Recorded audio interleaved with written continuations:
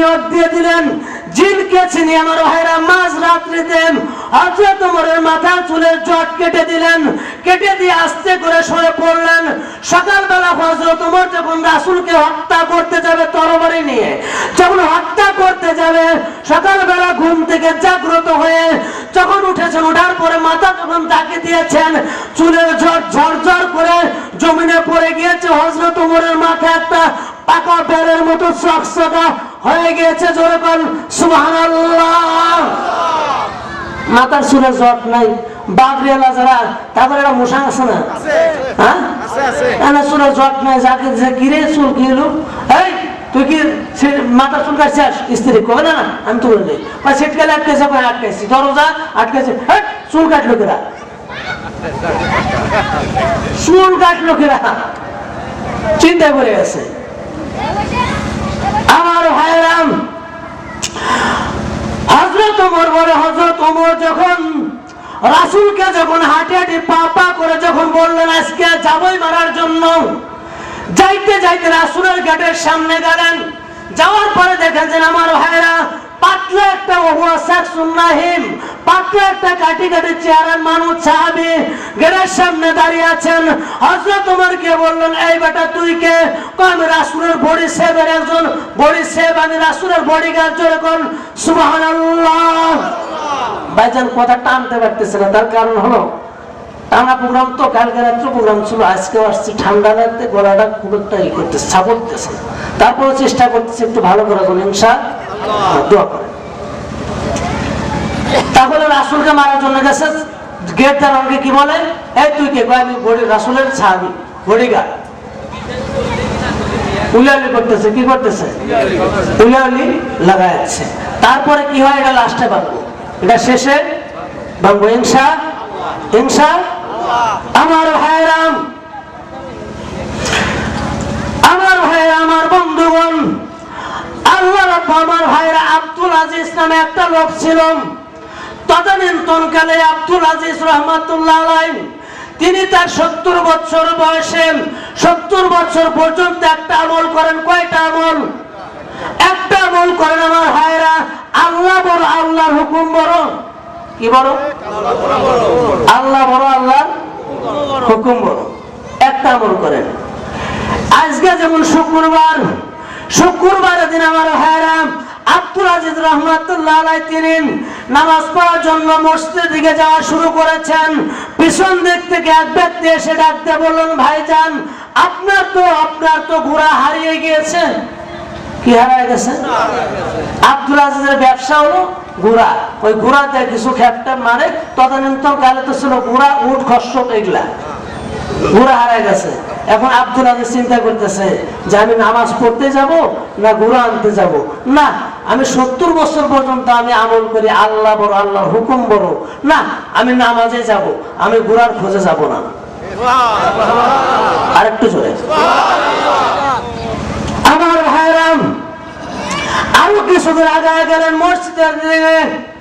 পিছন দিক থেকে আমার ভাইরা তার স্ত্রী ডাক দিয়েছেন, ও প্রাণের স্বামী দাঁড়ান একটু। সুবহানাল্লাহ। স্বামীকে কি বলতেছে? প্রাণের স্বামী একটু আমার স্ত্রীরা কয়তো নাকি, হ্যাঁ কি হয়েছে বলো? আপনি যে ঘুম ভাঙাইতে দিয়ে আসছেন বৃহস্পতিবারে, কালকে তো শুক্রবার মিল বন্ধ থাকবে, তাহলে কালকে কি খাবো? পোলাপান তো না খেয়ে থাকবে, ময়দা আনা লাগবে, গম ভাঙা আনা লাগবে।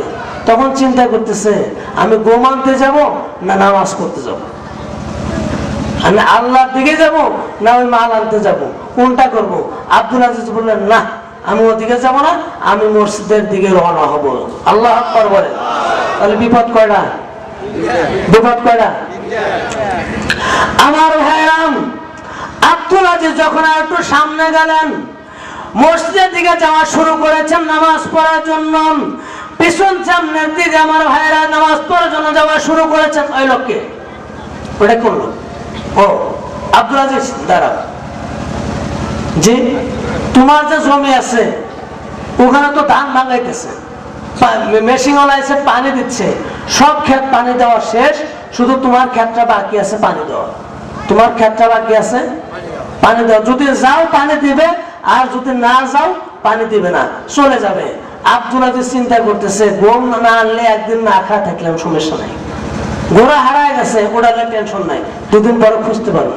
কিন্তু যদি খেতে যদি ফসলে না হয়, পানি যদি না দেয়, ধানের আবাদ যদি না করি, তাহলে সারা বছর খাবো কি? সারা বছর খাবো কি?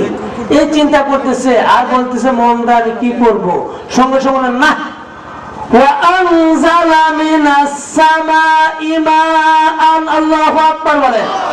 আব্দুল আজিজ বলেন আল্লাহ চাইলে আকাশ থেকে বৃষ্টি দিয়ে আমার খেত ভিজাই দিতে পারে। সুবহানাল্লাহ কোন? বিপদ কয়টা? বিপদ তিনটা। কয়টা? ঘোড়া হারায় গেছে, গম ভাঙানো লাগবে, 3 নম্বরে খেতে পানি দেওয়া লাগবে। আব্দুল আজিজ বললেন না, আমি নামাজ পড়তে যাবো। আল্লাহু আকবার বলে। তাহলে আপনাকে নামাজ পড়তে রাজি আছেন? রাজি আছেন? আজকের যে কবরস্থানে 3টা বিপদ, এটাও শেষ হবে ইনশাআল্লাহ। আমার ভাইরাম, হাদিস শরীফের ভিতরে আসছেন যারা নামাজ না পড়েন, যারা নামাজ না পড়ে তারা যদি মৃত্যুবরণ করার সাথে সাথে দুনিয়া থেকে যখন বিদায় হয়ে যাবেন, যখন রূহরা যখন বের হয়ে যাবেন, বের হয়ে যাওয়ার পরে আমার ভাইরা কবর যখন রেখে আসবেন, কোন বেনামাজি থেকে হাদিস থেকে কথাটা বলে দিচ্ছে, কোন মানুষ যখন নামাজ পড়ে যখন মৃত্যুবরণ করবে, তাকে যখন কবর রেখে আসবে, কবরে রেখে আসার সঙ্গে সঙ্গে আমার আল্লাহ কবরের ভিতরে 3টা আযাব দিবেন। কয়টা? কয়টা? 3টা।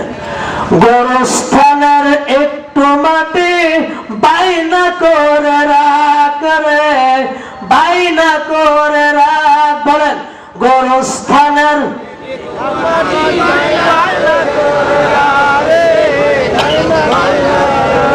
আবার গোরস্থানের একটু মাটি বাইনা করে রাখ রে, বাইনা করে রাখ।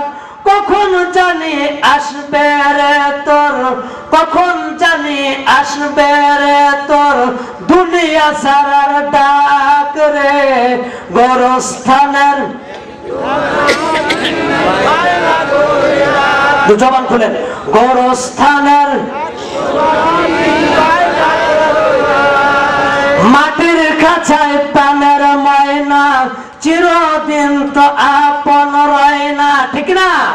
মাটির খাঁচায় প্রাণের ময়না, চিরদিন তো আপন রয় না। খাঁচা ভেঙে পালিয়ে যাবে, খাঁচা ভেঙে পালিয়ে যাবে, হইলে মাওলা ডাক রে। গোরস্থানের গোরস্থানের একটু মাটি বাইনা করে রাখ রে। আবার মাটির খাঁচায় প্রাণের ময়না, চিরদিন তো আপন রয় না। খাঁচা ভেঙে পালিয়ে যাবে, হইলে আল্লাহর ডাক রে। গোরস্থানের একটু মাটি, গোরস্থানের একটু মাটি, জগন মারহাবা।